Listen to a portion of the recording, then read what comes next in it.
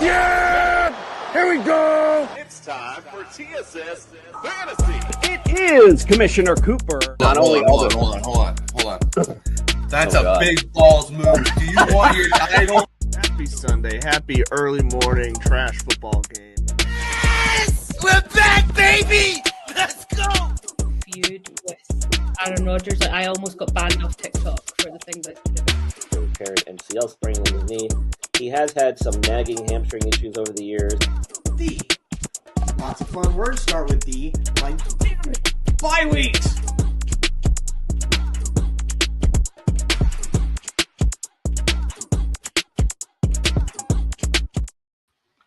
That's right, ladies and gentlemen. It is Commissioner Cooper, and it's time for TSS Fantasy.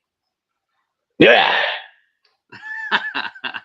Well, it's not Friday night. It's Thursday night. But we're still feeling all right because we got playoffs to get to tonight.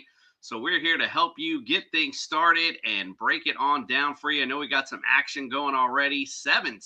Kyle Pitts finding the end zone, which is few and far between. Let's pay the bills real quick. If you're watching on YouTube, do us a solid. Give us a like. Throw your comments in there. And, of course, subscribe to the channel. Little things stopping you from doing it. Big things popping for us when we do, so we appreciate that. Also, if you are playing some daily fantasy, go to the Fast Trap app and use the promo code TSS. We'll double that deposit up to $50. So make sure you do that and get paid. On Sunday, we'll give you some ultimate DFS lineups to play, so that'll be good for your wallet as well. And then if you're looking for some championship bling, because we're about to get a fantasy champion, look no further than Pro-Am Belts. Let's get the introduction started. Welcome to the studio, Justin Jesus Herrera.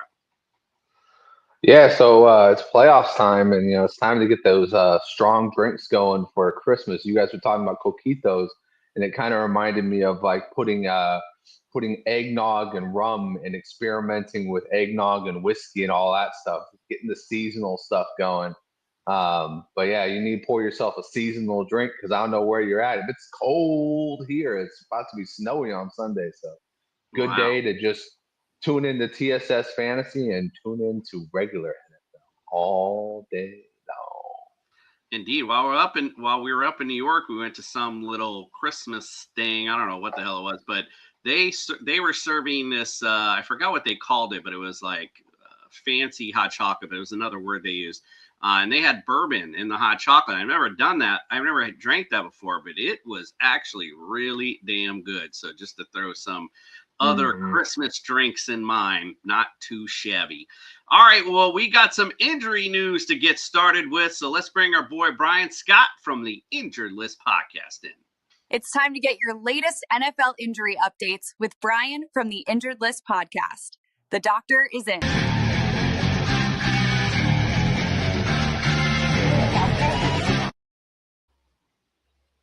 There you go. What's up, Brian? How are we this evening? All right. That's what I'm talking about. Got a little cinnamon stick in there for a little extra added flavor. Can't go wrong. Good stuff, man. Every year, my Puerto Rican friends or patients always hook me up, and I appreciate it dearly.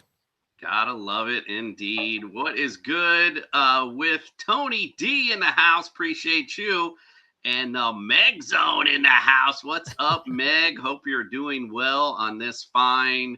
Well, I don't know. It must be really early morning for you this late. So, geez, oh, please. Thank you for joining us, guys. We appreciate you. Brian, what is going on? And while you're doing that, I'm going to restart my computer because I got some major lag going on right now. So while you're talking, I'm going to come out and come back in. So go ahead, my friend. Yeah, I apologize. My computer's been lagging all week. Maybe it's because we're getting into week 15 here and it's starting to tire out just like everybody else in the NFL. But mainly the Colts at the quarterback position. Jesus Christ. Daniel Jones goes down with an Achilles season-ending injury. Third time he'll be lost for the season due to injury. He had that ACL tear a few years ago with the Giants. He also had a neck injury that saw him end the season prematurely with the Giants. The problem for the Colts is that Anthony Richardson, I don't think, has anybody seen him since like week 3 or whatever it was? He had that orbital bone fracture from a mishap with an exercise band that fractured his orbital bone. Like, I've never even heard of that happening. And I don't think anyone's seen him since. So he's still not available. And apparently he hasn't even been cleared yet for anything. So I don't anticipate he'll be back anytime soon. The helm has been passed to Riley Leonard, who himself popped up on the injury report also with some type of knee soreness. Now, he did practice in full, and it sounds like it's nothing serious. But this has forced the Colts to now dig deep into the barrel of retired players and pulled up Phillip Rivers, who was about to be nominated on the list of Hall of Fame inductees, possibly at the age of 44. So now he's going to literally have to suspend that for 5 more years, right? Is that right, Justin? And he's been participating in the practice. Now, if you want to talk about a guy who's ripe for an Achilles injury, there's your man right there. 44 years old, stepping back on the NFL field after not having done anything for a couple of years since like 2022 or 21 or whatever. Good luck. That's all I can say. Homie just became a granddad too. Imagine you're trying to run around with your little grandson at 1 year old, and you're like, "Oh, sorry, boy. Your granddaddy just got his ass kicked on Sunday and tore his ACL or whatever." You know, it's just I feel for him. I feel for him because like I love the excitement of coming back, but at the same time, Phillip Rivers, 5 years ago you weren't doing good. What makes you think 5 years later you're going to be doing that much better? Like. It just has all the makings of a disaster waiting to happen. So hopefully it doesn't. But man, I don't know what they're thinking. I guess this is what panic mode truly looks like.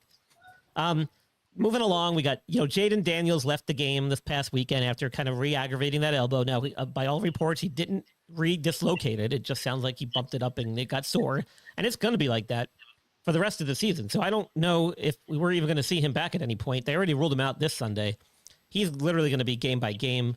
I wouldn't be surprised if they hold him out for an extended period of time and don't risk further injury there. Brian, I got to ask you a quick question on that part. Yeah. Because I was thinking about this. Your season is lost. This is your franchise quarterback. Do doctors have any say as far as like, is it just passing along medical advice? But do they have any say as far as going like, hey, hello, this dude is going to be your future $100 million, maybe at that point, like, $300 to $400 million quarterback? Do you really want to risk RG3 in his ass over a season that's already lost? Like, what are these guys? Are they that desperate to put something on the field? Like, I don't know. I don't know either. All I can say is from a team physician standpoint, their job is not really to tell them whether it's in their best interest to play these guys. Their job is solely to look out for the individual athlete, their health, and their well-being. So if they feel that he's at risk, they would not clear him. They would tell the team he's not able to play. And if the team goes against that, they could potentially be in violation of NFL rules or contracts. So they're not going to risk that because they could get fined. They could potentially be fined heavily and penalized in some way, shape, or form, going against the medical advice of the team physician. And there's backing from the NFL Players Association on that kind of stuff too. So if things got a little rocky in that regard, the healthcare team can go right to the NFLPA and raise hell with the league if there's any issues about them overstepping their boundaries or disregarding medical advice. So this is usually what happens in this scenario is the doctors are basically saying, listen, he's cleared to play. Here's the risks. Here's the benefits. Here's what you should look out for. But with his injury, it's not unrealistic for him to be able to play and get back this quickly. It's not. We do it quite frequently. And in a sport where it's not his dominant arm, he doesn't throw with that arm. As long as he can protect himself from further injury, whether it be with a brace or without, medically speaking, he's cleared to play. So it then becomes the team's decision about whether they want to risk him going back out there, whether they think they need him or not. So it's, they're going to take the input from the medical team and do what's in their best interest, not necessarily what's in the player's best interest. But this is where the player also has to stand up for themselves. Sometimes their agent will get involved. And if they need to, the head athletic trainer, the head medical person who oversees everything medical related, who's usually one of the staff people on the organization, can have the final say. Now, you'll sometimes get pushback from coaches and some of the players themselves in some cases. But ultimately, you have to do what's best for the player and their overall health and longevity in the league. And if they're smart, that's what they'll be thinking going forward, even though that may not have been what they did this first time around. So it's a very complicated not so sometimes straightforward process, unfortunately, even though it probably should be. Now, going into more of a mess, I think the only other team that's probably in more of a mess than the Colts is the Jets at the quarterback position. You got Tyrod Taylor, who hasn't practiced this week yet after injuring his groin and coming out of the game. You got Justin Fields, who nobody's seen either, dealing with some type of mysterious knee issue after going 2-7 in the first 9 weeks. So they put in their rookie third-string quarterback now, and it looks like he's going to get the nod again this week. I don't anticipate Tyrod Taylor coming back this week. Maybe we'll see him in week 16. But, here's another team that basically is playing for nothing. Do you put your rookie out there and just let him do his thing and see what you got? Or do you put Tyrod Taylor in there? Because it doesn't look like Justin Fields coming back anytime soon. Nor do I think they even want him back. So, and I don't even necessarily know if it's because of the injury. I think it's just because of his poor performance. Geno Smith had a shoulder issue. It sounds like it just got kind of jammed up on him. It sounds like it's nothing serious. They did some testing. It was nothing major or structurally wrong there. I think he'll be working his way back into the game this weekend. He might have did some limited stuff at practice today. He should ramp up. At the running back position, Achane had some rib injuries. It sounds like there was no fractures, probably just some contusions or sprains. He looks like he's going to be good to go, though, this weekend. They're pretty optimistic he'll be available. Josh Jacobs has been dealing with some knee swelling. Apparently, this was an issue that he had earlier in the year, and I think maybe even in years past, where he just gets like swelling from time to time in his knee, but an MRI didn't show any major structural damage or injuries to the knee. However, in the past, he has missed some time because of this. So this is something to certainly keep an eye on. I don't think he practiced at all this week as of yet. He might get some action tomorrow, Friday, in practice, but this could be a potential game time decision here. So it's certainly something to watch out for because he has missed time with this particular problem in the past. We don't know what's causing the knee swelling. It could be a chronic thing that pops up from time to time, in which case that would be the best case scenario because they could probably get a handle on it. But it doesn't sound optimistic about this week because he didn't go so far as to say in press conferences today when being asked by reporters whether or not he's going to play. He wouldn't commit. So sounds like he's not 100% sure himself. Speaking of the Jets again, Breece Hall apparently not practicing due to some knee soreness. I don't think this is anything serious. I do think this is probably related to his ACL injured knee from a few years ago. He's probably going to have this happen from time to time throughout the rest of his career. But it didn't sound like it was anything serious. I anticipate he'll probably be available this week. The Cardinals made it official. Trey Benson will not come back this season. He is officially done. They had until or tomorrow, I think, or one of these days this week to activate him, and they've officially said no. Which we kind of saw coming. Alvin Kamara, it looks like he's going to be in yet another week. I think we originally said about 2 to 4 weeks, anytime they're within. And we're heading into week 3 now. He'll probably miss. He hasn't done anything on the practice field this week. We'll see if he does anything next week, ramping up his activity if he's ready to come back week 16. Woody Marks should be good to go. He had a limited session today, Thursday, but it sounds like he's treading in the right direction. It doesn't sound like anything serious. He should be in there. And Nick Chubb is probably not going to be in there because he missed his second day of practice with the rib injury. Again, they haven't said if it's fractured or sprained or what it is, but 2 days missed. I don't see him coming back from that. Those are pretty painful that it can take a while to get better. Chris Rodriguez with a groin injury. He did not practice on Wednesday, but he did get in a limited session today. He'll probably work his way up. I expect before being cleared or before being activated for the game, he will get a full practice in. That's the only way to really test it out. So it could be a questionable tag, could be a game time decision. Dylan Sampson of the Browns was a second straight day of not practicing with calf and hand injuries. But keep in mind, he was one of 10 Browns players who didn't practice on Thursday at all. So the Browns, as a team, are taking a big hit there as they head into Chicago this weekend. That could be possibly a not... Sampson could possibly not be available or questionable. Keaton Mitchell was a full participant today, coming back from a knee issue. Sounds like he's actually going to be good to go. The team's optimistic. And early on in his injury, they were optimistic he'd be ready. Surprisingly, C.D. Lamb practiced in full after what looked like a pretty nasty concussion. He actually was lights out, had that posturing position with like decorticate positioning with his arms flexed to his body, which is always a sign of a traumatic brain injury. And miraculously, he was back on the practice field full. Now, he did not get cleared necessarily, but that is one step closer to getting cleared. He'll still need to be symptom-free and get cleared by an independent neurological consultant. That can happen anytime between now and Sunday when they play. So something to look out there. Devontae Adams did not practice 2 days with his hamstring thing that crept up on him, but apparently was doing some light rehab work on the sideline. So it sounds like it's probably nothing serious. He had something similar earlier this year and did not miss any time. He's a veteran. He doesn't need much time to get better. I think he's just being cautionary here. So we should see him. T. Higgins, I don't think we're going to see him for at least another week. Probably came back too soon from that concussion he had in week 13 because he went right back into concussion protocol on Monday. Apparently, he may have hit his head again on the field late in the game this past weekend. That's concerning.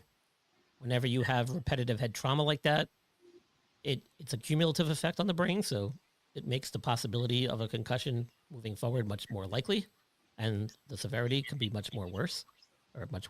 So if the Bengals are smart here, he will not be ready to go this week, which I don't see happening. He hasn't practiced yet. Or, I'm sorry, he was in a very limited, and I use that in quotation marks, very limited practice session today, so he probably didn't do much anyway. But I think it'd be foolish for them to risk it and throw him back out there this week. We'll see if he does anything next week. DK Metcalf was hospitalized with some stomach pain after the game this past weekend in Baltimore, but turns out everything checked out normal. He was released with the team and made it back home. Just more of a precautionary thing. I always think about Chris Sims and his ruptured spleen from several years ago when playing in Carolina, and he actually played through the game and then was found to have internal bleeding of his spleen and had to have emergent surgery and transfused blood. It was kind of scary. That's potentially serious. So it sounds like everything ruled out okay. And DK Metcalf, I think, was full practice today, so that's good. Roma Dunze, early reports when he first went down with his foot injury said stress fracture. That usually means automatically several week absence, but then he's been limited the last 2 days at practice. So maybe it's not as bad as we originally thought. Still not sure if he's going to be available this weekend, but certainly something to watch closely on a day-to-day basis here as we move closer to the weekend games. The Jets, I mean, Garrett Wilson's also apparently nowhere to be found. He's actually available now to open his 21-day window, and the Jets have not yet done that. He's been on IR since week 11, so 15 would be when they can activate his 21-day window. They haven't done it. We might not see him at all the rest of the way. That wouldn't surprise me, the way that their season's going. Marvin Harrison, apparently this heel injury that he has now may be worse than we initially thought. Second straight day he was not at practice. Now, apparently, Jonathan Gannon's supposed to update the press tomorrow before practice about his status going forward, which that could end up being bad news. We'll have to see what happens. Doesn't look like he's going to be out there this week, at least. Could potentially be longer. We'll have to see what he says. Matthew Golden with this wrist, he was limited with this nagging wrist injury that he's been dealing with since week 12. He missed a couple of games because of it, and then got in the game this weekend for 5 snaps. I think they threw the ball to him once, and he had no catches. So I'm not sure what to expect out of him this weekend. Probably not much, even if he does play. But he's still carrying that injury with him, and it seems to be affecting him. Parker Washington, limited practice on Thursday after missing the game this past weekend with a hip injury. So it sounds like he's working his way back. I'm not sure if he'll be ready. Terrible injury for Zach Ertz. It looked really nasty. Turns out it was, in fact, an ACL. Luckily for him, his foot was not planted when the injury happened, so I think that spared him a multi-ligament injury. However, at the age of 35 and having played 15 years in the league, this potentially could be career-ending. When you also consider that it's now week 16 that this happened, that almost eliminates all of next year. So now you're looking at possibly returning maybe for a few games next season, if at all, and then not until a full season for 27, 28. That's a long time away, man. And at his age, you have to wonder if it's even worth it anymore. Hopefully he doesn't make a decision right away. I think he'll probably take many months of rehab before he decides whether or not he's going to do it. But a devastating injury at a pretty critical point in one's career. You don't want to go out like that. Unfortunately, he possibly could. David Njoku, no practices so far this week. That's not good news. He's dealing with some type of knee issue. He's a pretty tough guy. Usually if he can go, he'll go. So the fact that he hasn't practiced 2 times this week is concerning and possibly means he's not going to be available this weekend. Jake Ferguson popped up on the injury report with the calf injury. Did a little bit of light work on Wednesday, but so did the rest of the team. I'm not sure if that means anything, and then didn't practice at all on Thursday. So that tells me that he's probably not going to be available this weekend. If he doesn't do anything on Friday, it's pretty much guaranteed. And then Theo Johnson, some reports had him listed with a toe injury, but it sounds like it's nothing serious. He's not even carrying an injury tag into the weekend and did practice limited today, but they had the bye week last week, so he should be good to go. And that's it. That's all the ones I've got on my list for weeks. I did hear today that Christian McCaffrey was limited due to an illness. I don't know if you had mentioned that earlier, but that's probably like some flu thing. No big deal. As you know, Coop, vaginitis can creep up when you least expect it. So you can't always prepare for these things. Sometimes they just happen. You have to just kind of go with it. But that usually clears up pretty quick with a little bit of cream and some ointment. So heard that. I think he'll be back. TJ Watt, I saw. Is it TJ? Whatever. The brother on the Steelers. That guy. I also saw a weird thing pop up when I was checking my fantasy stuff today that he actually had to be admitted to the hospital after being at practice and having some trouble breathing. So there's something going on with his lungs or something like that. So his status is questionable right now. So just want to throw that out there too. Yeah, you have to wonder if maybe he's got some like upper respiratory thing going on, or possibly maybe a history of asthma that might have flared up or something. This time of year, a lot of people with asthma struggle. Yeah, with the cold temperatures, 100%. The dry air, no humidity. Oh yeah, I struggle all the freaking time with winters over here. It's just I've had asthma my entire life. It's just one of those things that summertime is all the pollen, wintertime is just the dense air. So Yep, that's a very common problem for asthmatics. So you have to wonder if maybe that's what it is, or maybe he's got some upper respiratory thing. There's a lot of upper respiratory infections that go around this time of year as well. People being confined indoors because of cold weather, a lot of stuff gets transmitted. So it's not unusual. Go follow Brian at the Injured List podcast everywhere on social media. And also you can find him right here on That Sports Podcast Network. Does a lot of great injury stuff and great interviews as well. So make sure you check that out. And you can see him on Sunday mornings with us when you wake up with TSS Fantasy. Well, not this Sunday, unfortunately. I'll be gone. I'll be traveling, heading out of town for vacation for the next 2 weeks. This is pretty much it for my season, really, until we get to the Super Bowl. Unless you guys need me for the playoffs, of course I'll be around. But big show for the Super Bowl. I do it every year, so pay attention as we get closer to the Super Bowl.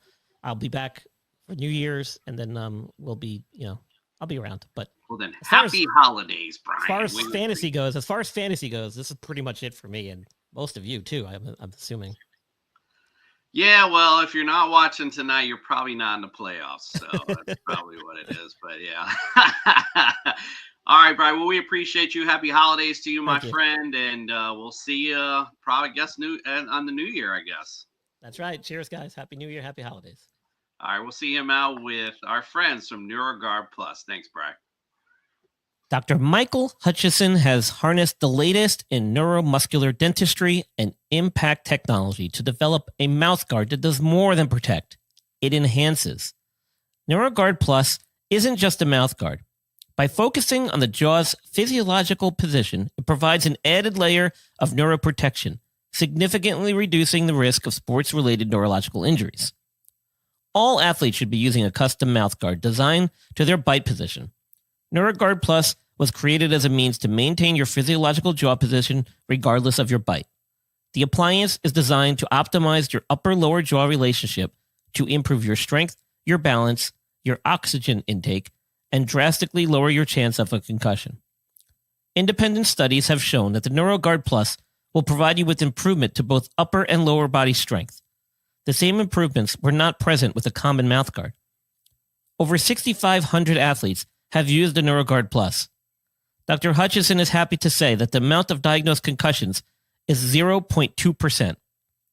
The NeuroGuard Plus offers athletes, coaches, and parents an advantage to keep their players safe on the field.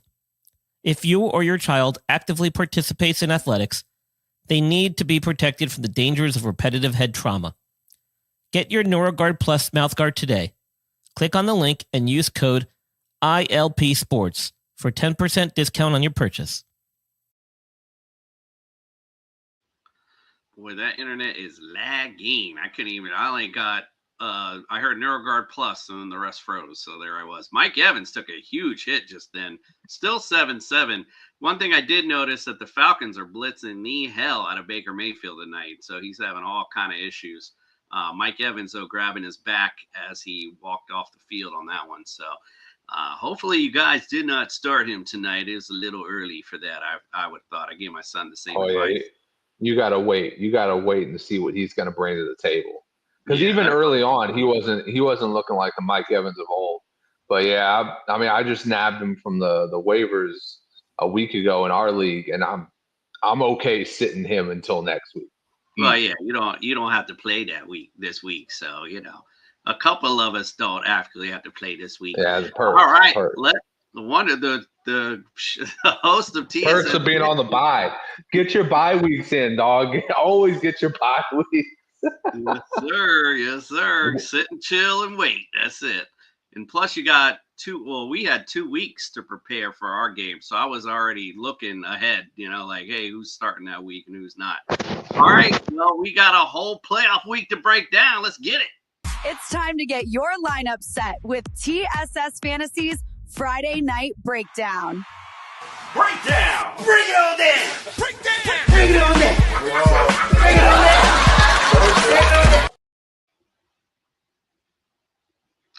Bucks kick a field goal. It is 10-7 Bucks. 2 minutes, a little over 2 minutes to go in the first half. All right, let's get this thing broken on down. A great game to start out with for fantasy implications. Baltimore Ravens are visiting the Cincinnati Bengals. Baltimore 20th against fantasy QBs. They are 22nd against running backs, 23rd against receivers. They're 7th against tight ends. The Bengals 30th against QBs. They're dead last against running backs, 5th against receivers, and they're dead last against tight ends. So what say you, Justin, on the Baltimore Ravens? So Lamar looked good last week, and he's healthy this week. He opened up with a questionable tag, but that seemed to wipe away by Wednesday, which was great. I think you got to go with your heavy hitters in this game. You just got to go with your Derrick Henry. Go with Lamar Jackson, because I think this is going to be a little bit more Lamar centered than the last game was. And as far as the receivers, I don't even trust Zay Flowers in this game. I know he's got to get it to somebody, but Lamar Jackson can sometimes be like Josh Allen. He can supply guys that are on the bench that you never even heard of with a touchdown over Zay Flowers. So I think you kind of leave Zay Flowers off. Mark Andrews has not instilled a lot of faith either. Isaiah Likely is a hell of an option if you really need like a flex or if you're short tight end. He seems to have gotten on Lamar's good graces, and NFL, that should have been a touchdown. Like, nobody here is thinking that shouldn't have been a touchdown. He put 3 steps in before he lost that ball. Everybody fucking saw it. Everybody knows it. That was bullshit. But anyways, I think that those 3 guys are the best options: Lamar, Derrick Henry, and Isaiah Likely. So this is pretty simple, because you're definitely, Joe Burrow to me in this matchup. He's a top 12 QB this week. Jamar Chase with no T. Higgins should shine this week as well. I would mention Oshivas, but the other guy I'm really going to mention is Mike Gesicki. When Joe Burrow's in this lineup, he gets that ball to Mike Gesicki, I have to say. So he's kind of pulled up to me as far as, and again, this is the playoffs, so you don't want to mess around too much. But if you got some guy you're not certain about, Mike Gesicki is a great option, especially with Joe Burrow in this lineup. So, he's moved up to that, almost out of that first tier for me. So I like that. And, again, Oshivas, everyone picked him up when Jamar was out, thinking, he would, and he did okay. But usually when Oshivas does good is when T. Higgins is out. So this is where I could see Oshivas having a good day. And of course, you got to go with the running back as well, Chase Brown. I mean, he's been killing it, especially in PPR. So, again, this is you play your studs in this one, and I wouldn't even think about any of these defenses in this matchup. All right, let's go to the next one. The Raiders going to Philly to face the Eagles. Raiders against fantasy QBs are 17th. They're 24th against running backs, 28th against receivers. They're 4th against tight ends. On the Eagles side, 14th against QBs, 23rd, against running backs. Huge shock to me. 13th against receivers, and they're 3rd against tight ends. So, Justin, who you like on those Raiders? No one. Like, seriously, like no one. I'd be okay with Brock Bowers, but even that, I'm like, Kenny Pickett is starting. Like, at this point, he's so bad. He came in for a series, and people were saying throw Geno back out there, like, because he was that fucking bad, dude. Like, they're trying to rev this up, like, oh, former Super Bowl quarterback returns to play his old team. We're just like, nobody actually thinks that Kenny Pickett was ever like supposed to get a Super Bowl ring. Like, he got it because he was like the 3rd string guy on the Eagles. Brock Bowers is the only one I feel comfortable, and that's just because he could literally take a dirt ball and make it a touchdown. So I'm okay with getting Brock Bowers, but even Ashton Genty, I think they're going to be so focused on stopping the run in this game that, it's just going to be loaded boxes all the time.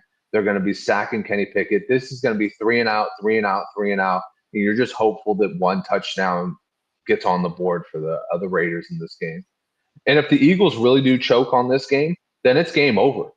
That Eagles fly 13 in here, dude, if you guys lose to the Raiders, just chalk it up. You're done. You're over. If you even let the Raiders within 3 points of the final score in a loss, it's done. You're over. Yeah, so I feel like this is going to be a get-right game for the Eagles offensively. Obviously, Jalen Hurts, to me, at least top 12 QB, probably on the lower end of that first tier. Love Saquon in this matchup. I'm going to say, I would say, oh, wow, big bomb there. Woo! Atlanta, like, coming with it tonight, boy. Kyle Pitts, where you been all year? So, yeah, out of the receivers of the Eagles, I feel like this is a Devonta Smith game. I feel like this is the one. I know he's been getting targeted a lot, but not a lot have been hitting. I think that they're going to get right with Devonta Smith in this particular matchup. I still obviously going to start A.J. Brown. And Goddard, to me, more on the low end of the top 2 tier this week. So the Raiders have been pretty good against tight ends. So that's how I see that one. All right, let's get to the next one. We got Arizona at Houston. Arizona against fantasy QBs are 12th. They're 29th against Kyle Pitts again, touchdown.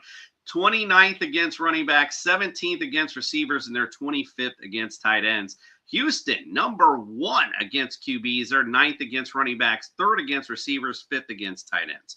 Who you like on them Cardinals?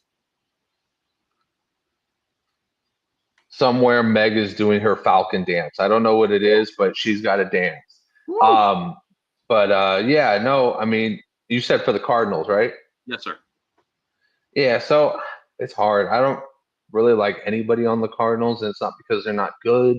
It's because this defense is so fucking good.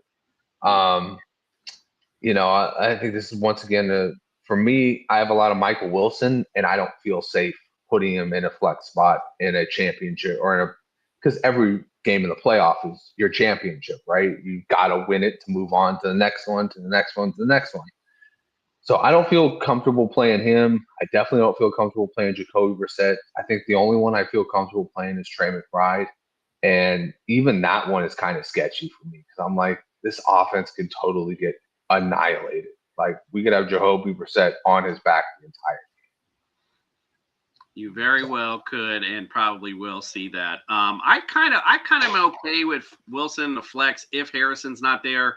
Only because they just targeted him so damn much. It's like, geez, oh please. But he's been a great waiver wire pickup, by the way. As far as Houston is concerned, this is, to me, the Woody Marks game. Arizona not really good against running backs this season. And as you mentioned, we'll probably see Jacoby Brissett on his back a lot in this particular matchup, which game script tells me they're going to be running the football a lot. Houston is anyway, especially as they get up. So I like Woody Marks a lot, really, in this particular matchup. Nico Collins starting to come back up a little bit. So, he's more still, to me, like in the flex range still hasn't really earned those stripes. You know, and I'm not really touching CJ Stroud in this in the playoffs, as you mentioned. You got to get to the next game. So, all right, let's get to the next one. The Chargers are visiting the Kansas City Chiefs. Chargers against QBs are 2nd, 13th against running backs, 2nd against receivers, 8th against tight ends. The Chiefs are 15th against QBs, 6th against running backs, 15th against receivers, 6th against tight ends. What say you about the LA Chargers? Yeah, so I'm gonna go. I like Omer and Hampton, Justin Herbert, Ladidi McConkey could be a good one in this one. I mean, he's kind of showed up, he kind of hasn't. As far as like wide receivers go for this team, it's really tough because Keenan Allen shows up as a receiver in the PPR stats. Quentin Johnston can get you a touchdown. Lad McConkey is supposed to be the most consistent guy, and sometimes he doesn't show up. So I think I'll keep it just simple with Herbert, Hampton, and McConkey. I think those are the guys I trust in playoff week. So on the Chiefs, I'm going to be real. I don't trust anyone, quite frankly. I mean, Rashee Rice, yes. I mean, obviously, I don't really trust Kelsey all that much. Pacheco, Hunt, who's it going to be? Mahomes is okay. You know, he's probably a little bit outside the top 12, somewhere in there. But, you know, there's nothing on the Chiefs right now that I can really fully trust. Really, quite frankly, that offense is really struggling. I do remember, though, ironically, we went up to Philly for the home opener, and these two teams were playing the Sunday night game, if I remember right, because I remember being at the bar pretty late and watching it. The Chargers looked like they were going to, like, take the game away, and then the Chiefs suddenly came back on them. So, you know, what I'm looking at here as far as fantasy concerned is really Rashee Rice on the Chiefs. I don't really trust anything else, quite honestly. And I think the Chargers are going to go into KC and win this thing, quite frankly. So it's just my personal opinion. And ironically enough, they're playing again, and we're going to Philly this weekend. Did he pick? No. Nah, I didn't get it. All right, let's go to the next one. Bills at the Patriots. Bills against fantasy QBs are 5th, 26th against running backs, 14th against receivers, number 1 against tight ends. Patriots, 16th against QBs. They're 3rd against running backs, 16th against receivers, and 24th against tight ends. What say you about them Buffalo Bills? Yeah, so Bills it's a kind of an easier one. Of course, you're playing Josh Allen. Of course, you're playing James Cook. I like Dalton Kincaid in this matchup. It's a very juicy matchup for the tight end position. And, you know, coming back, he's looking good. It looks like they gave him the right amount of time to get right. And I think that this is a game where they've got to get it. And I'm going to say this. I think Buffalo is going to force some turnovers from current MVP Drake May. I think that Buffalo defense is going to be okay start this week. This just seems like one of those games Buffalo goes, okay, if we really want to like make that playoff run without Patrick Mahomes in there, we got to show we can get past these guys, because this could very well be a playoff game too. You know what I mean? You don't go into the playoffs down 0-2 to the young kid who's never played a playoff game, who doesn't know any better, who doesn't fear you anymore. You instill that fear right back in him. You go, hey, no, we're still Buffalo. We're still Josh Allen. This is still my league. This is still my AFC. You got to go through me, son. So I think that's what they do today or on Sunday. Big play by Mike Evans gets the Bucs in field goal range before the end of the first half, still 14-10. You got to love they're ramping up the targets to Mike Evans. I think that's his 5th target of the game. And you got to love that. If you have Mike Evans going in the playoffs, you got to love that. Absolutely, 100%. Yeah, anyway, let's get back to the breaking on down. The Jets at the Jets. Oh, I'm sorry. I got to talk about New England. You didn't do the Patriots. Yeah, my man. TreVeyon Henderson. Yes, I'm in it. Bills, yes, I agree with you. In fact, I think the Bills, I totally agree with everything you said. I think the Bills do come out and shine in this matchup.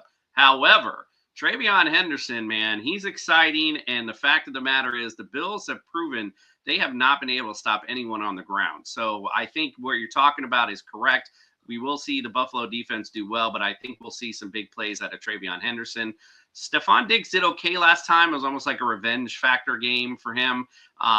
He may be a flex-worthy guy, but I don't trust any of the receivers because they are very Drake May does a good job distributing the ball. There's nobody really he mainly targets a lot. So really, it's just Travion Henderson for me on the Patriots side. And I agree with you. I think the Bills come out and shine in this one. All right, now we'll get to the next one. The Jets at the Jags against fantasy QBs. The Jets are 19th, 30th against running backs, 10th against receivers, 13th against tight ends. Jacksonville's 23rd against QBs, 5th against running backs, 19th against receivers, and 29th against tight ends. So anything good to say about the Jets? They have a phenomenal kick and punt return unit. Yep. And that's about it. And so I was looking up right now, and I think that they are tied with the league with the most special teams touchdowns as far as like returns go. I think they have 2, and they should have had 1 last week too.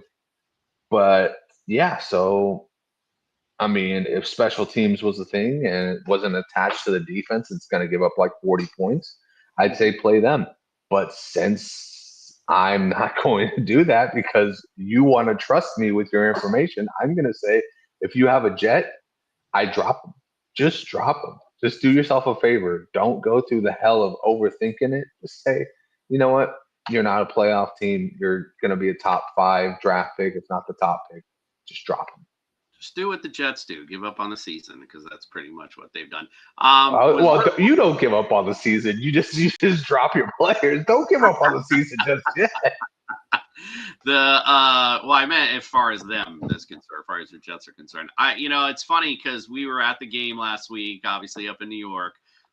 2 funny things. One, that's all I was yelling to Fred and the rest of the crowd is like, that's all you got is special teams. And then the funniest thing, though, was, of course, as we walked in, Fred says, well, it's going to be 28-0 Jets by third quarter, so we'll be getting that Uber early. So, of course, the entire game, all you can hear from our section is, call the Uber, Fred! Call the Uber! Fucking guy. All right, Jacksonville, about to bring some pain this week. Travis Etienne Jr., I like a lot. Bashal Tootin had a couple of fumble issues last week, so he got an uptick in carries, and against his defense, if you're getting the uptick in carries, I mean, look what Devon Achane did. I think it was the second quarter that he went out, and he was already killing it for this week. So, like I said, Travis Etienne Jr. is a great play this week. I don't know who to tell you on the receivers. Brian Thomas Jr. actually looked like he starting to come up a little bit again, so maybe he could be a flex-worthy option for you this week. And Trevor Lawrence, mid-tier guy. If I have a better option, I'm going to go there. But, I mean, this is an easy matchup. But the biggest smash in this matchup is definitely the Jacksonville defense. Go ahead and put them in. Hope you picked them up and get them in your lineup this week. All right, let's go Commanders at Giants. Commanders 29th against QBs, 27th against running backs, 24th against receivers. They're 28th against tight ends. A lot of double digits in the 20s on that side. But it don't get any better on the Giants. They're 31st against QBs, 31st against running backs, 30th against receivers. They are 9th against tight ends, so there is a bright spot. But what do you think about the Commanders? I think it's going to be a fun game. I think Marcus Mariota is going to have another one of those vintage Mariota games. That being said, I'm not telling you to trust him enough to go pick him up. I'm just saying if you're feeling risque and you don't like your options, he doesn't seem like a bad option in this game. Wide receivers, Terry McLaurin, 100%. The running back, I think it's going to be Krosky Merritt if Rodriguez isn't able to suit up. Both should be rock solid flex options. And then I wouldn't play either one of the defenses because we saw what the Washington defense did last week, and that was absolutely trash. And then the Giants, like I said, I think it's going to be Mariota is going to try and light it up with Jackson Dart out there. So I think it's going to be a rough day to have either one of those defenses. Not that you would have either one of those defenses because you're winning, but, I wouldn't go and pick them up just yet if you're looking for one this week. Happy Thursday. What's up to you, Daniel? Barry Sports, we appreciate you checking in, my friend. All right, let's get to the other side of this matchup and those Giants. I like Jackson Dart in this matchup. I actually like Darius Slayton in this one. I think he's pretty much their big play guy. So I expect to see a few big plays from Slayton. Wan'Dale Robinson has a great floor. His ceiling's not as high, but he's at least worth a flex option. And as far as, that's really it, if I'm being honest with you, because, Tyron Tracy's going back in that lineup this week. So I don't really know who to say. Is it Tyrone Tracy? Is it Singletary? You just never can tell, quite frankly. Maybe both worth a flex option, maybe. But, other than that, I'd look for some better options, just a little more solid for your floor. And that's about it on that side, on the Giant side. All right, let's get to the other epic matchup of the day, the Cleveland Browns at the Chicago Bears. Cleveland Browns are 4th against fantasy QBs. They're 12th against running backs, 4th against receivers, 11th against tight ends. On the Bears side, they're 24th against QBs, 15th against running backs, 29th against receivers, and 20th against tight ends. So what do you say about your favorite QB, Shedeur Sanders, and those Cleveland Browns?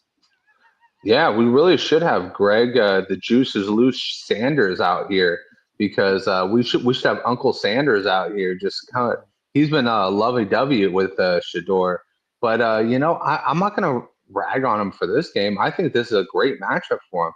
I think this is a matchup where he could really excel. He could really light it up. If you need to, if you're in a pinch and you got bad options at quarterback, he's there on the waiver wire, and he should be just fine in this game.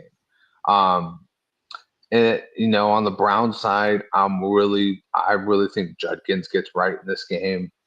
Sampson, I don't know if he's playing yet, but if he is, he would be a nice little stash option. I would not be playing him. And then as far as the receivers go, I don't think I want to trust any of them except for Harold Fannin Jr. Harold Fannin Jr. as a tight end is looking like an elite tight end. He looks like he's going to be David Njoku's successor and do exactly what Njoku did. And Shedeur is just right on point with him so far. I think, Fannin, Shedeur, and Judkins are their safe options as far as players to play. And, it should be a very fun game, quote unquote fun. Yeah, it'll be interesting. I don't know how much I trust Caleb against this Browns D. That hasn't looked good. I'll give Greg something. He was right. That defense does not look good right now. I think the 49ers kind of broke them a little bit, and then Tennessee kind of rode that little train because Cam Ward did not look amazing, but Tony Pollard looked fucking awesome against them. Yeah, that was a big surprise. I was watching that from our seats because I had the red zone on my TV, and it just kept popping up. I'm like, Tony Pollard, what is going on over here? Maybe it was, who knows, maybe just a bad day, who knows? But, again, I'm just going to go back to the fact that, it's still the Cleveland Browns. Chicago, they've been good this year, quite frankly. Caleb had not making really a lot of big mistakes other than last week made a big one at the end. But other than that, the receiver wise, we just talked about Romeo Dudze being banged up. I just don't know who the hell to tell you as far as receivers go. Just nothing I would really trust. Swift, I think, is Swift and Monungai. I definitely would put in my flex positions and have no problems doing it. As you just mentioned, Tony Pollard eating him up last week, so definitely could be another week like that, especially as it gets colder, and the weather conditions start to play a factor as well. But that's pretty much it on the Bears side, quite frankly. And I would start their defense, even though it's not that great. But I think Shedeur might make a few mistakes here and there. He's still a rookie, so you like getting mistakes from the rookie guy. All right, we're gonna get to our 4 o'clock games. Before we do, we're gonna hear from Meg, who wants to talk about the player she is not gonna let in her Meg zone this week. Let's check it out. Yeah, baby, I'm in some Meg zone today. Security.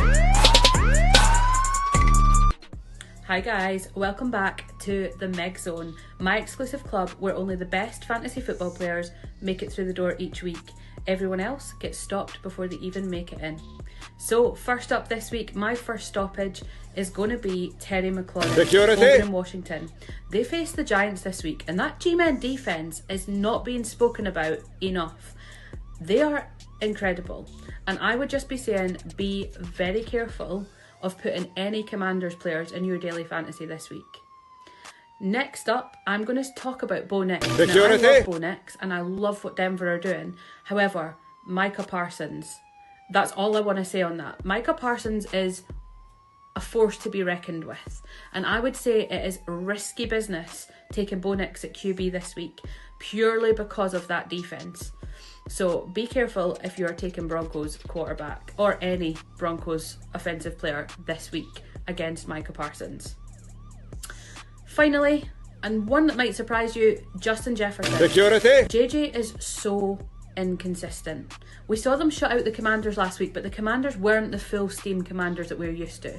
And I am concerned that JJ McCarthy is not going to be making the targets that we think he's going to make, and especially for that Justin Jefferson expectation that we all had at the start of the season for the numbers he was going to put up. So I'm avoiding Justin Jefferson this week. I've been burned too many times this season, and I just am not willing to take the risk again. So Justin Jefferson, sorry buddy, you ain't making it in the Meg Zone this week.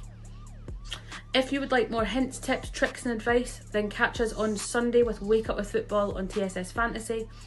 And you can catch me on all of my socials at Ballers_Meg across TikTok and Instagram for more updates as the weeks go on. And I will see you next week for the Meg Zone. Security.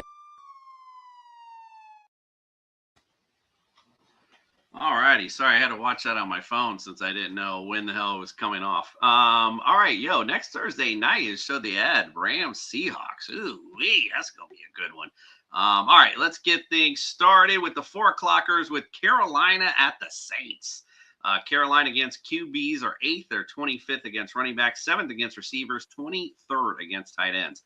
On the Saints side, they're 11th against QBs, 18th against running backs, 11th against receivers, and 12th against tight ends. What do you say about those Panthers? Yeah, I mean this is a really interesting matchup, especially off of last week's Saints beating on the Buccaneers. I like Bryce Young. I like Tet in this game. The real difficult part is picking Chuba or Rico, because Chuba had himself a hell of a game. He's been coming up, and Rico's kind of been slowing down. So I think that's the one position where you kind of go, maybe I can live without having a Panthers running back in my lineup. But, I think definitely Ted McMillan you want him in at the very least as your wide receiver 2 flex range, because that dude consistently puts up 15 points. It don't matter where he's at, who's guarding him. That dude's going to put you 10 to 15 points on the board no matter what. And that's his bare minimum. You get him a touchdown, 2 touchdowns, he's got you a rock solid day. Bryce Young, obviously, bottom of my list of guys you want to start. But if you're like looking at the screen and you're going, man, I got Bryce Young, I got freaking number 9 out in Minnesota, and I got Caleb Williams. He wouldn't be a bad option at that point, because I'd be like, okay, it's between him and Caleb. And, Caleb, like you said, has been a little bit shaky as far as fantasy points. But Bryce, when he hits, boy, does he hit. He goes for these 25-point games, and you go, whoa. Like, maybe you are tall enough to be in the NFL. Maybe you can ride this ride. So, like I said, if you're in that type of a pinch, maybe consider it. But if you actually have good quarterbacks, if you got Drake May, if you got Jackson Dart, if you got good players out there, don't worry about Bryce. Yeah, I got a feeling if you're in the playoffs right now, Bryce Young probably isn't an option for you. So he's on waiver wire everywhere. So he's been an option all year long, and you still haven't taken it, and you've done okay for yourself. So keep on going with it. Indeed. All right, the Saints side's pretty easy. I think Juwan Johnson might be an okay play, but again, you're in the playoffs. You probably got a better option right now. Chris Olave probably more flex worthy than anything else. There's not really much I like, even though Neal looks like he's going to be the guy at the running back position. But the Panthers aren't very good against the run. So maybe he's worth the flex option as well. But, I saw him in that game against Miami. He just doesn't look like he got it, quite frankly. So I'm just not a big Neal guy. I mean, but he might, if he needs somebody in the flex spot, he might have a decent week this week as well. All right, let's get to a good matchup. Talk about a good game. The Lions at the Rams. Lions against QBs are 27th, first against running backs. They're 31st against receivers, and they're 10th against tight ends. On the Rams side, 10th against running backs, 10th against QBs, 4th against running backs, 18th against receivers, and 19th against tight ends. So what do you like on those Lions? Man, I like it all. Just play anybody you got on this team. The Rams, they look really good on paper, but I think Carolina was not just like a mishap. I think it's really what can happen to them on defense. And, you're going against the top end of the tier as far as like offense. Like this is the very tippy top of the iceberg. They've got 2 guys at every position, it seems like, except for tight end because Laporte is out. But it's just, it would be hard to believe that the Lions get hung up by the Rams. It's easier for me to believe the Lions will lose a shootout than it is that the Lions will lose a game where they only score like 1 touchdown. You know what I mean? Like, I couldn't see that happening in this game. So you got your Jameson Williams, you got your Jahmyr Gibbs, you got your David Montgomery, you got your Amon-Ra St. Brown. You're probably in the playoffs because you drafted some of those guys. So keep them in. Yeah, this is one of those fantasy bonanza games. I mean, there's nobody I don't like on the Rams side. Daily fantasy, your fantasy, you put them in your lineup. Stafford's had a great year. This is a good matchup as far as pass goes. You love see Devonta Adams, Nakua. Now the only thing I will say with Kyron Williams and Blake Corum, kind of like some of these other running back issues that the other teams are having. Good. Again, I would look at them as more flex worthy, and both of them, quite frankly, I think are flex worthy in this matchup. And, whatever tight end, Colby Parkinson, whatever the hell tight end du jour the Rams come up with, they're not sniffing my lineup. So, but I like everything else, especially on both sides of the football. This is going to be one of those fantasy bonanza games. So get somebody in there. All right, let's talk about the Colts at the Seahawks. Colts against fantasy QBs are 13th. They are 12th against running backs, 27th against receivers, 26th against tight ends. The Seahawks, 9th against QBs, 7th against running backs, 6th against receivers, 31st against tight ends. What say you about the Indianapolis Colts? Man. Phillip Rivers. I think Brian said that Riley Leonard's going to go in this one. Makes sense. That's going to be interesting because, man, Riley didn't look bad. He really didn't look bad last week. But I fear so much for this team. You have to put Jonathan Taylor in, even though it might not be a great matchup. It's tough. I would probably say Ty Warren is probably your best option for like a startable guy that's going to hit his projections. The wide receivers, Pittman might be a good option, but man, you got a rookie quarterback who's got a first grade or grade 1 PCL tear, and you got a 44-year-old quarterback backing him up. It just sounds like you're going to have a real rough fucking day. If I have any of these Colts, I'm playing Jonathan Taylor for sure with confidence. If I don't have a backup tight end, I'm playing with Tyler Warren probably with some good confidence, and then outside of that, I'm probably pulling every. So this one's pretty easy for me. Again, depending on what you have. Sam Darnold might have an okay day. Okay. I'd flex Kenneth Walker or Zach Charbonnet. Both about the same as we were just talking about the Rams and a few other running back thing. JSN, obviously, smash start as always. And as you said, I think last week, that AJ Barner up and down. But the biggest thing in this matchup is get that Seattle Seahawks D in there. You remember what happened the last time that they played a rookie QB. Ooh-wee. I think you're going to see another performance like that again. They've been great all year long. Makes me kind of jealous, or wish the NFL schedule makers would have went the Seahawks against the Rams this week, and then next week I can start the Seahawks against these Colts. But unfortunately, not how it played out. So that I think is going to be the best smash start in that matchup.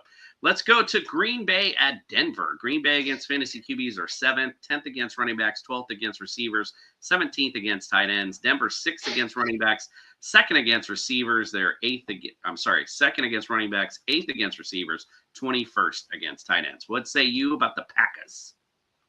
Love this matchup for Jordan Love. If Josh Jacobs plays, you got to play him. Christian Watson has just been on a heater, man. He is looking like that number one that we always thought he could be. And as far as like all the other, I thought Wicks was going to be a thing. Look, turns out he only shows up for holidays where you can eat. That's the only time he eats is on Thanksgiving. Romeo Dobbs has been absolutely like regressed back to what he was before. And, the tight end, Luke Musgrave, has not shown up. We're starting to realize Tucker Kraft's going to get a contract because it's not just, the system. Luke Musgrave is not showing up. Like, he's supposed to be the faster one. He's supposed to be more like a slot receiver. Yeah, I guess call bullshit on that one because he has not looked good at all. But yeah, it's going to be a super interesting game. And you know what? I would put some money on the Packers getting the Bo Nix a couple times, maybe even forcing a fumble. Bo's been a little bit risque with the ball this year, and he's had some turnovers. So I would not be surprised if Micah Parsons treats him like a rag doll for at least the first 3 quarters. Then Bo turns on. Yeah, but there's some reason this Broncos offense just seems to turn on one quarter left. So, but Bo Nix definitely not somebody I'm looking to start this week.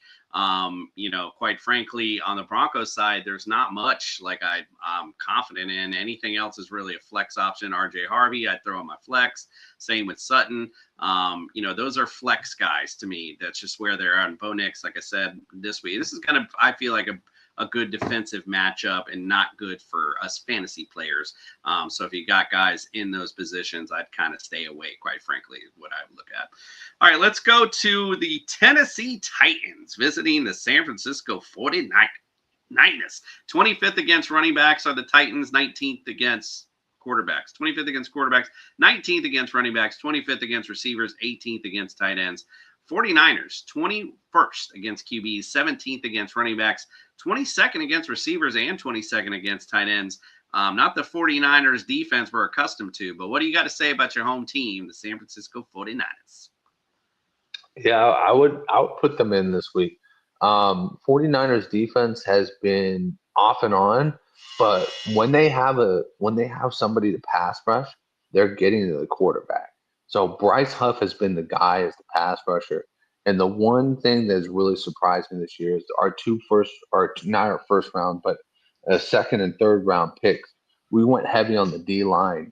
Alfred Collins and CJ West have been absolute monsters up the middle, really getting us back to that stage where we had an interior line to stop the run.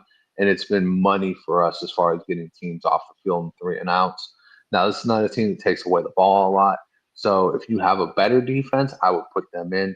But I wouldn't expect Tennessee to be scoring a lot of points in this game. As far as the offense goes, I think it's easy. The one-off caveat I'll throw out there is I feel confident starting Ricky Pearsall this week.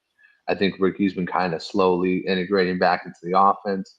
And usually when you have a high-value piece like him, Shanahan will take a bye week to scheme up plays specifically for him. So I would not be surprised if we come out of the bye week and he just lights it up, especially on like the first drive. Shanahan loves to knock it out of the ballpark on the first drive. If he's going to light somebody up, he's going to do it right then and there. He's going to give them like 2 or 3 passes right off the get-go. So look for Ricky Pearsall to be getting good. And then everybody else, you know the names. Play them. Tight ends, Pollard's a flex, and that's it. Let's go to the Vikings at the Cowboys. Vikings against fantasy QBs are third, 11th against running backs, number 1 still against receivers, 16th against tight ends. The Cowboys, dead last against QBs. They're 28th against running backs and dead last against receivers, 14th against tight ends. What say you about the Minnesota Vikings? Oh, shit. I mean, here's the thing. I want Justin Jefferson, not just for my fantasy team. I want Justin Jefferson to get it. Obviously, McCarthy showed up last week. I don't know if I'm trusting of that all too well, but it's also Dallas. Dallas's defense has been very, very weak this year. So, McCarthy is not somebody I'm starting, but I will start the components of his offense. I will start Justin Jefferson this week.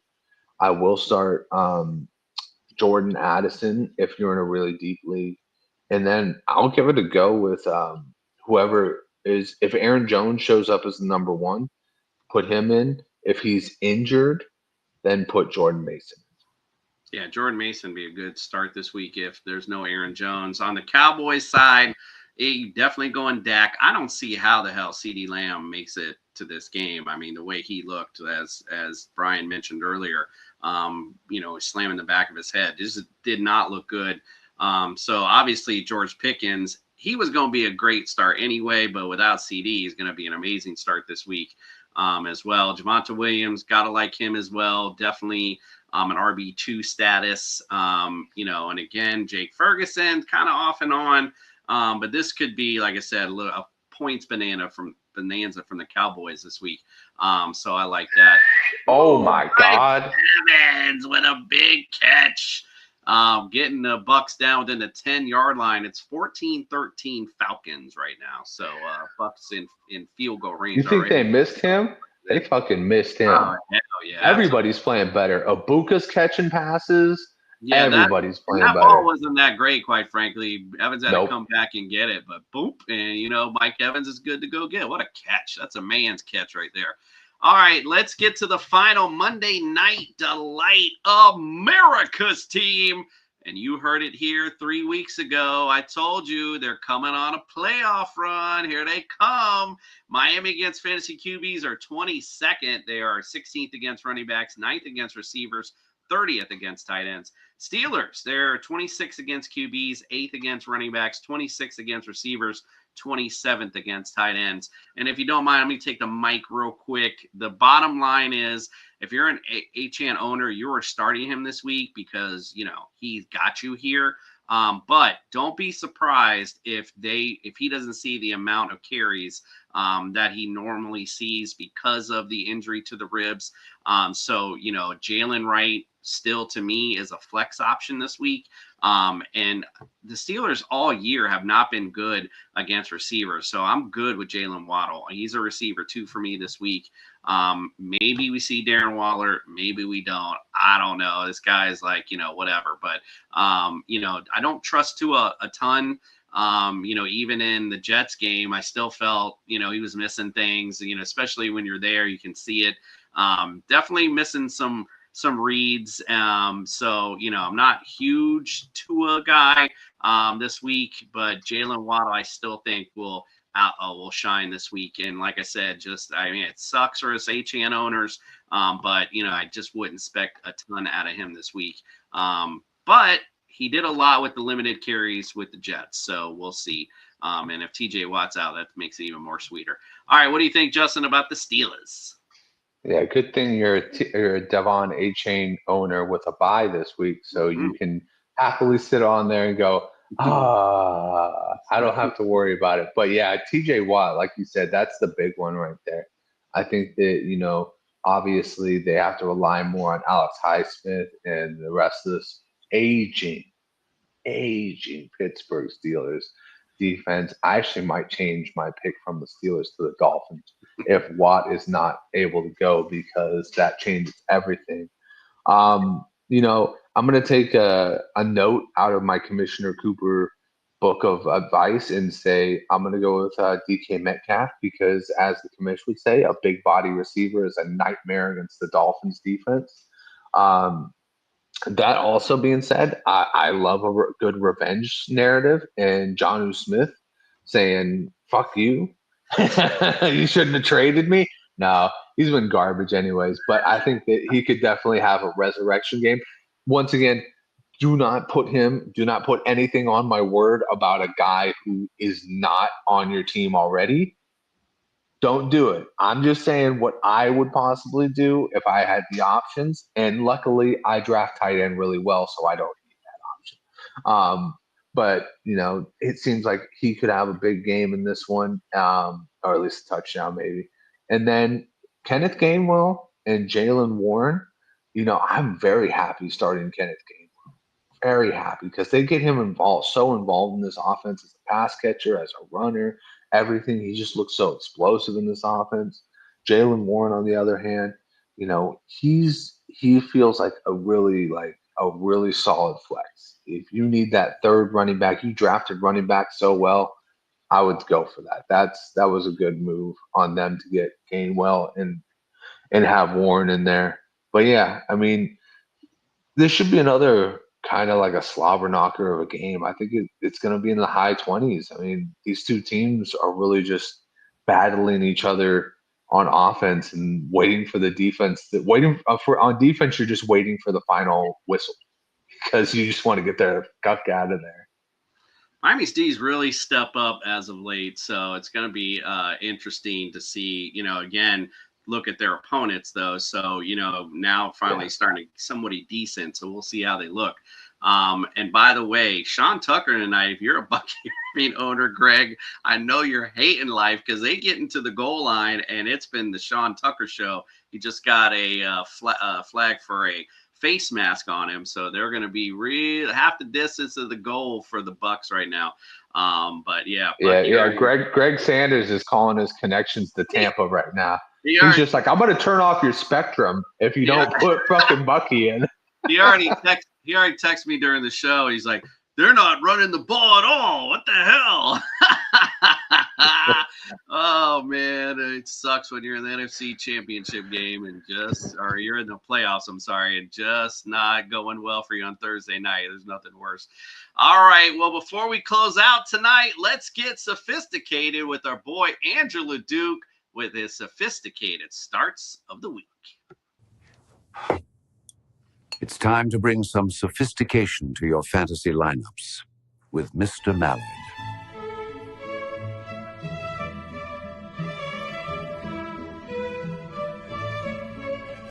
Welcome into Sophistication Station. I am Andrew LeDuc, host of the Divis and Pivot Show, and let's get to our classy start. These playoffs are on the roll here and underway.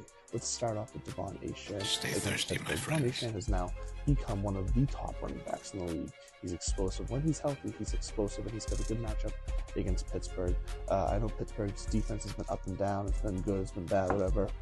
Dolphins are on a ride right now. They're riding high.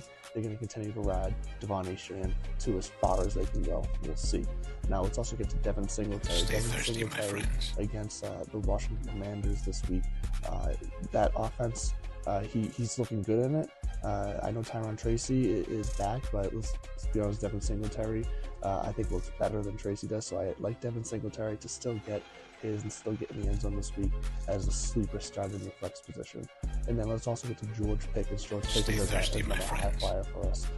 He's playing against Minnesota this week. Minnesota is kind of reeling. They're trying to figure out who they are now that J.J. McCarthy back. I like George Pickens to continue to get open, to continue to get separation, to continue to make plays for you. So that's Devon Achane, that's Devin Singletary, that's George Pickens. I'm Andrew LeDuc. Those are your classy starts. And as always, stay classy, friends. Stay thirsty, my friends. Now go win your fantasy matchup with class. Baker Mayfield throwing a rope to Devin Culp. And listen, for a touchdown. So they're up 20-14. If you have Devin Culp in your lineup, then you need to host this show. All right, we are heading out for tonight. If you have Devin Culp on your dynasty team, you need to feed me some tips. For real. Jeez, oh please. I'm like, who? All right, don't forget to wake up with us on Sunday morning, 8 a.m. I'll be coming to you live from Philadelphia, Pennsylvania.